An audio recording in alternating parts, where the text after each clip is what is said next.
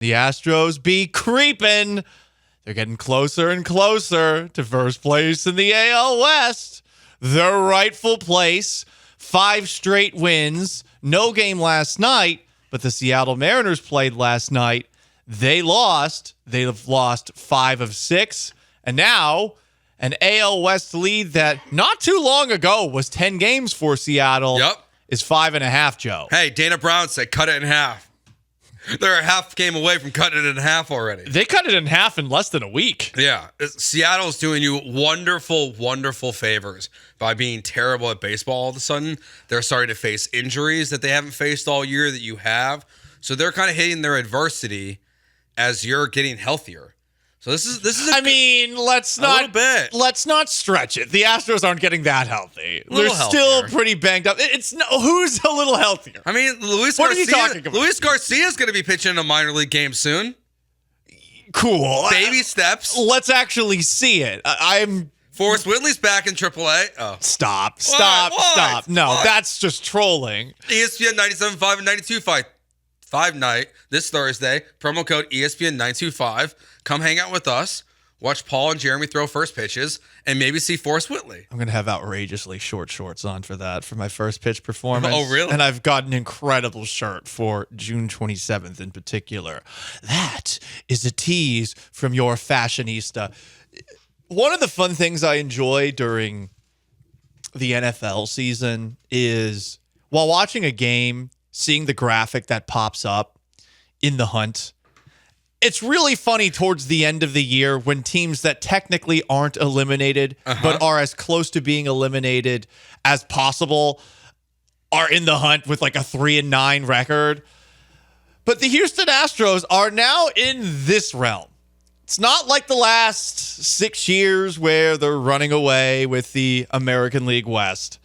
This time, they are 1, in the hunt for the AL West, and 2, in the hunt for the AL wildcard. So we're debuting a new segment today. It's called The Hunt, Astros Edition.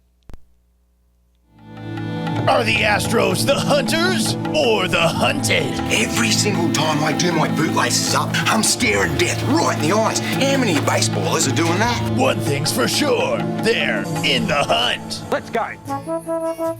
We had to bring back the trombone. I miss the bone. Everyone wanted the bone. The good bone vibes. We are boning your ears right now. Boned up. Super boned. So, we're going to run through right now the teams that the Astros are going to be competing against for the division and the last 2 wild card spots, assuming New York or Baltimore wins the AL East and the top wild card spot. New York is 52-28 right now. Baltimore is 49-29. Cleveland, meanwhile, leads the AL Central at 50-26. I have put together a list of the teams that they are contending against in order of who scares me least to who scares me most, Joe. So we're going to start off going from prey to predators with the animal that killed Steve Irwin, the Tampa Bay Rays, who are 39-40, play the Astros 6 times between August 2nd and August 14th, and lead Houston by half a game.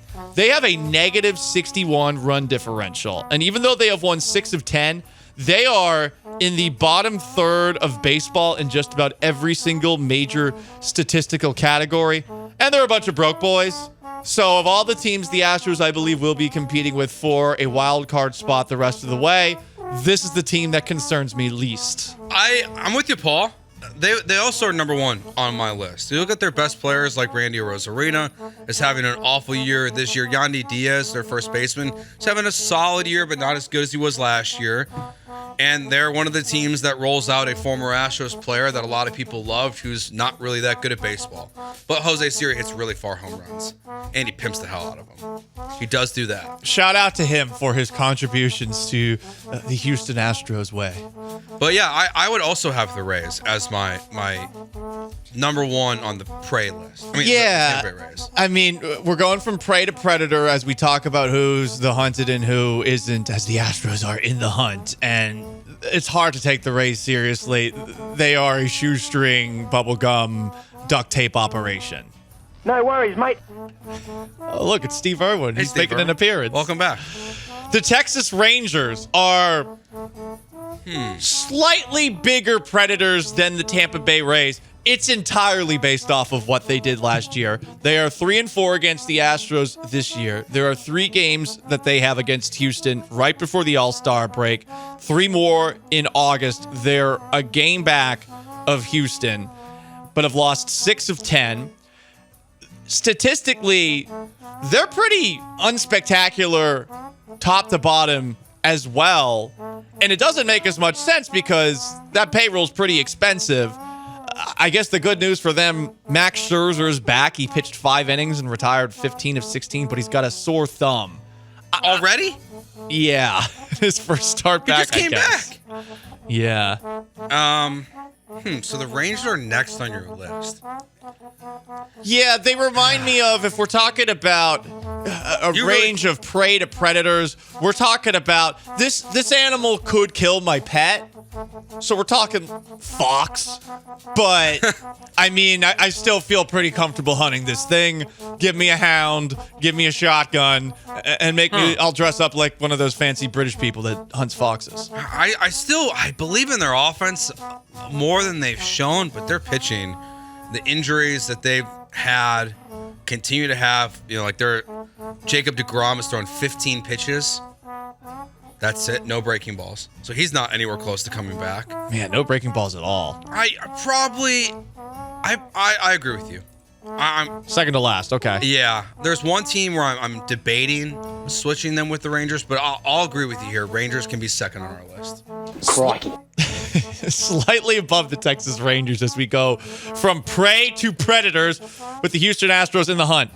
The Kansas City Royals, who are 43-37, who swept the Astros earlier this year, 28-8 in those 3 games. Yikes. Blair Henley.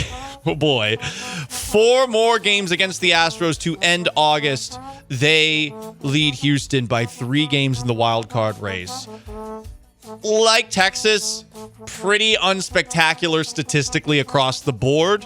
They've also lost 7 of 10, so maybe reality is catching back up to them, but they have a significantly better record than the Texas Rangers right now.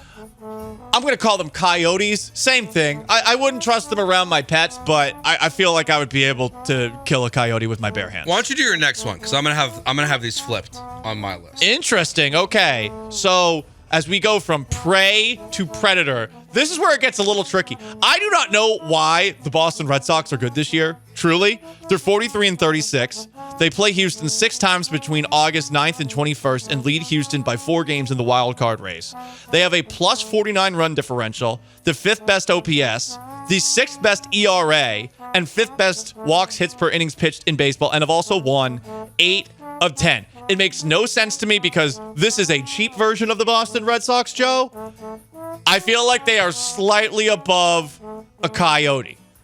Now, what does that mean in the grand scheme of predators? Yeah, what's slightly above a coyote? I feel like wolf would be the next one, That feels like a big jump. but a lone wolf. Okay. One wolf by itself What about like a? doesn't concern me, but if they get some help at the trade deadline and it's a pack of wolves, What about like a But pit? hang on a minute. What's that? it's a wolf, Steve. Okay, so this is where I have these flipped. Okay, you have the Royals I as have in this the- spot. I have the Red Sox in front of the Rangers for everything you just said. I don't get it. I look at them on paper. It's crazy. and I'm just like I don't believe. They're cheap, and they're not like seriously trying to compete. And the funny thing's going to be, since they're doing so well, I bet they don't be aggressive at the trade deadline, knowing everything I know about Red Sox ownership, who I despise. It's the reason I don't root for them anymore. And that's why I haven't flipped is that last part right there. Is the Royals, they have a good farm system still. Do you think they'll be aggressive, though? I mean, it feels like with Kansas City, every single time that they're good, it's just a matter of time before they sell the farm. You're probably right. I think they'll be more aggressive than the Red Sox. They're not going to be going after it and giving up the farm for 1 or 2 guys, but I think they'll make moves at the deadline to position themselves to make the playoffs. And part of this is really Bobby Witt Jr. to me is one of the best players in baseball already. Okay. Their pitching has been really good this year for the most Yes. part. They're on a downturn right now, so I'm trying not to get heat in the moment. I think this is a coin flip. Like this is, as I was looking at your list and then made mine, this was the one I had the biggest debate with internally, I would say. So I would just flip it Red Sox Royals, but I'm right there with you. Okay. So we're talking about all the teams that are in the hunt with the Houston Astros thus far, in order from prey to predators.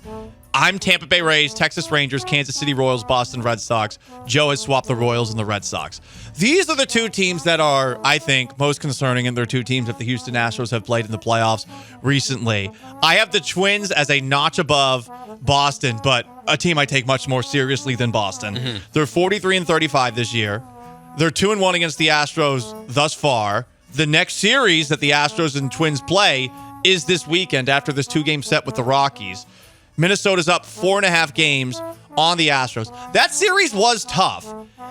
The Twins have really good power numbers, 7th in OPS, 6th in home runs. Their pitching, perhaps, is where you take a look and say, okay, the Astros can beat this. 21st in ERA, 11th in quality starts, 8th in walks, hits per innings pitched for what it's worth. That Twin series is next weekend. Next weekend? Okay. That's the Mets this weekend. Next week? Okay, my bad. But I agree with you. With where they're at, and they're a good baseball team. They're not a great baseball team. They're a good baseball team. They've got good pitching. You got guys like Correa. Royce Lewis is one of the more interesting players in all of baseball right now. All he does is hit home runs and hit above 300 when he's on the field. He is a monster when he's out there, but he's missed so much time over the last 2 years. He's arguably one of the best players in baseball when he's on the field, but he's just rarely on the field. He played the first game in the season and then missed a bunch of time, came back, hit 2 home runs in his first 2 games back. Like, all he does is hit dingers. Yeah. He's awesome, but he's not reliable. And Carlos Correa, a little more reliable than he was here in Houston in Which is terms of saying being on the much. field, which is weird. But I don't believe that Carlos is going to be there in the long run either. So I have the Twins also next on my list. Carlos Correa is having a really good year for them. Really good year. I'm happy for Carlos. I miss Carlos. I wouldn't boo Carlos here. I do miss Carlos. All right, so what kind of predator? It's north of a wolf. I'm going to say that the Minnesota Twins are, at this moment in time, a black bear. A what? A black bear.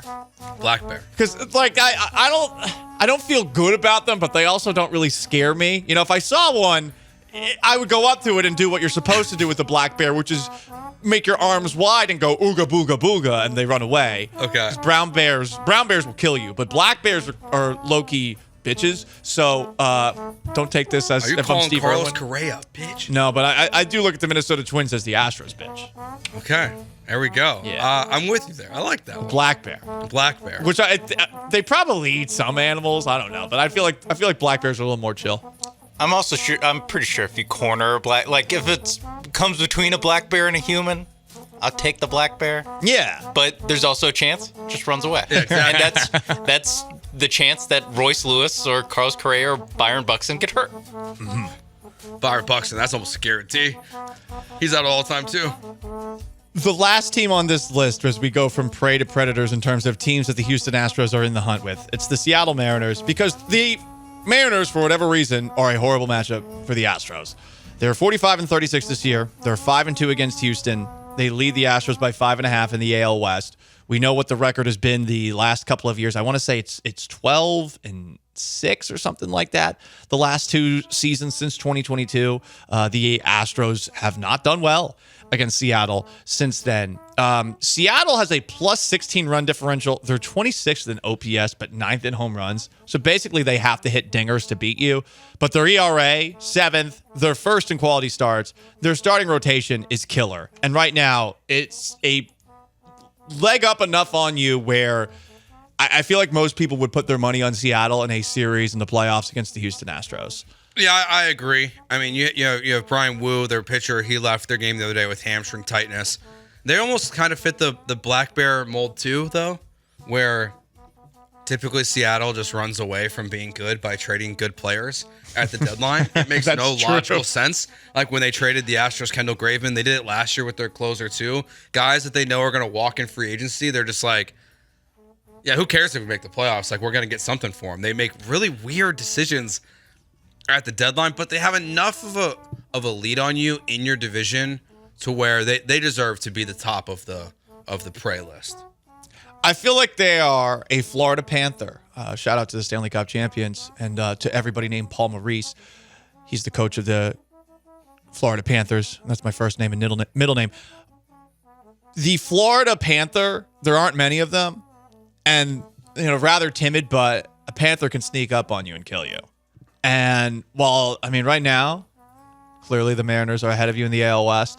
The Panthers are one of those teams where, because of their pitching, I feel like they can take you down, even though you have the better team. Okay. So what are the Astros? The Astros, I believe, are a brown bear in the midst of hibernation. Oh, so they're just sleeping. Oh, they're sleeping. They're still sleeping a little bit. They're starting to stir. They accidentally killed something that walked by in a dream. But yeah. Could it be a polar bear? Polar bear would be the Yankees right now. Oh, okay. Yeah. I was thinking orca. I think the Orcas, the Orioles, because listen, they should be the best team in baseball, but guess what? They're stupid and they don't have arms or legs. Yeah, orcas seem smart. Oh yeah? Then why do they get trapped in SeaWorld? Touche. Yeah. Oh, you can only kill a couple of trainers a year. Shamu. Haha, got him.